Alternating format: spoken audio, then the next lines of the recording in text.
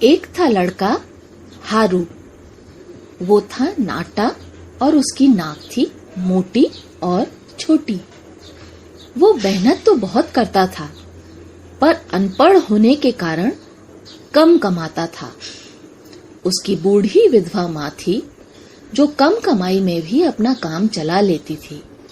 लेकिन हारू दुखी था, क्योंकि उसकी नाक की वजह से गांव के बच्चे उसे चिढ़ाते थे। देखते देखते हारू बड़ा हो गया और एक दिन उसकी माँ चल बसी। हारू बहुत रोया। गांव के मुखिया ने उसे समझाया कि वो शादी कर ले, ताकि माँ के जाने के बाद उसकी पत्नी उसका ख्याल रख सके। हारू ने बहुत सोचा, फिर जाकर मुखिया से बोला, मैं शादी करने को तैयार हूँ, पर लड़की की नाक छोटी होनी चाहिए। मुखिया ने पूछा, ऐसा क्यों?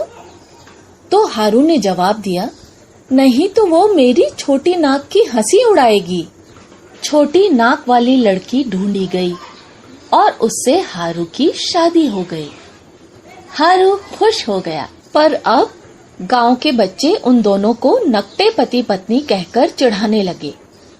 परेशान होकर हारू सोचने लगा, हाय, अब मैं क्या करूं? अचानक उसे ख्याल आया, ये शरीर तो भगवान ने ही हमें दिया है, इसलिए सहायता के लिए उन्हीं से प्रार्थना करनी चाहिए, और कोई उपाय नहीं है। खुश होकर उसने अपनी पत्नी को घर पर ही रहने को कहा और जंगल की ओर चल दिया।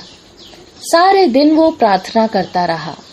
उसकी लगन देखकर देवता प्रसन्न हुए और उसके सामने प्रकट हो गए। हारू ने बड़ी विनम्रता से प्रणाम किया और बोला, प्रभु, मेरी प्रार्थना स्वीकार कीजिए। दयालु देवता ने 3 बार गोटी फेंककर 3 वरदान मांगने को कहा। अब तो हारू की खुशी का ठिकाना नहीं। वो दौड़ के घर गया और अपनी पत्नी को खुशखबरी सुनाई। पत्नी भी सुनकर बहुत खुश हुई और बोली, सुनो जी, पहली गोटी धन दौलत के लिए फेंको। हारू बोला, नहीं नहीं, हमें धन लेकर क्या करना है, हमारी बदसूरत नाक पर सब हंसते हैं। हम पहले सुंदर नाकों के लिए ही गोटी फेंकेंगे। पत्नी ने उसे रोकने की कोशिश की, पर हारू ने गोटी फेंकते हुए कहा, हम दोनों को सुंदर नाक दो और कुछ नहीं, बस नाक ही नाक।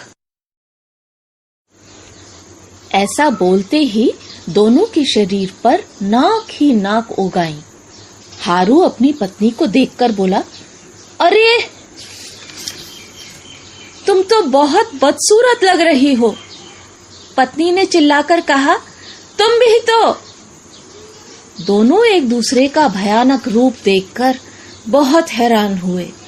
नाक तो मिल गई थी, पर इतनी सारी। दोनों ने दूसरी गोटी फेंककर उन नाकों को हटवाने का निश्चय किया। वैसा ही हुआ, पर अरे, ये क्या हुआ? सारी नाकें गायब हो गईं, पर उनकी अपनी जो 2 छोटी छोटी नाक थी, वो भी गायब हो गईं। दोनों एक दूसरे को हक्के बक्के होकर देखने लगे। अब तो वो दोनों और भी बदसूरत दिखने लगे थे। हारू रोते हुए बोला, हाय, ये मैंने क्या किया? मुझे तुम्हारी बात मान लेनी चाहिए थी। अब बोलो, अपने लिए 2 सुंदर नाक मांग ले। पत्नी अपने बिना नाक वाले चेहरे को छिपाते हुए बोली, अगर हमें सुंदर नाक मिल गई तो लोग हमसे पूछेंगे कि कैसे मिली। जब उन्हें असली बात पता चलेगी तो हमारी मूर्खता उन्हें पता चलेगी कि 3 वरदान पाकर भी हम अपनी हालत नहीं सुधार पाए। और तो और, अगर हम अमीर हो भी जाएं तो बिना नाक के तो रह नहीं सकते। तो चलो, अपनी छोटी और मोटी नाक को ही सही जगह पर लगवा लेते हैं। देखना, ये हमारा आखिरी मौका है। अपनी गलती समझकर हारू अपनी बदकिस्मती पर रोया और बोला, हाय, मैंने इतना बढ़िया मौका हाथ से जाने दिया। मैं भी कितना बड़ा बेवकूफ हूँ। पर अब तो बहुत देर हो गई थी। अंत में उसने घुटने टेककर भगवान से प्रार्थना की, हे भगवान, हमें हमारी छोटी नाक ही वापस दे दो। उसकी प्रार्थना सुन ली गई और दोनों को बड़ी उदास हंसी आ गई। दोनों ने राहत की सांस ली। इस कहानी से हमने सीखा कि हर मौके का सोच समझकर ठीक से लाभ उठाना चाहिए।